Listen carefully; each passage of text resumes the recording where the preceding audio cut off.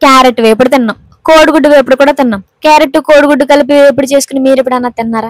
ఏంటి క్యారెట్లకు కోడిగుడ్డ చాలా బాగుంటదండి, మీరైతే ఒకసారి ట్రై చేయండి. ముందుగా దానికి కావాల్సిన పదార్థాలు ఏంటంటే క్యారెట్, కోడిగుడ్డు, మంచినూనె, ఎండుమిరగే, ఎల్లుల్లిపాయలు, జీలకర్ర, కరివేపాకు, ఉప్పు, పసుపు, కారం ఉంటే సరిపోద్ది అనమాట. ముందుగా అయితే క్యారెట్ తురుము పక్కనైతే పెట్టేసుకోవాలి.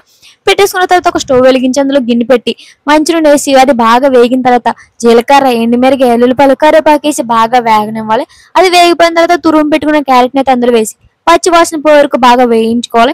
వేయించుకున్న తర్వాత రుచికి సరిపడంత ఉప్పు, చిటికెడు పసుపు, చిటికెడు కారం వేసి మళ్ళీ కొంచెం వేయించుకోవాలన్నమాట. అదైతే వేగిపోయిన తర్వాత గుడ్డు అనేది పట్టుకుని అందులో ఉక్కురి కింద కలిపేసుకుంటే క్యారెట్ కోడిగుడ్డు ఉక్కురి అనేది తయారైపోద్ది అనమాట. చాలా మంది క్యారెట్ తీయకుందని ఎవరు తింటారు కదా, ఇలా గుడ్డు అనేది అందులో ఉక్కురి కింద వేసుకుంటే కూర అనేది చాలా కమ్మగా ఉంటుందని మీరైతే ఒకసారి ట్రై చేయండి. వీడియో నచ్చితే లైక్ చేయండి.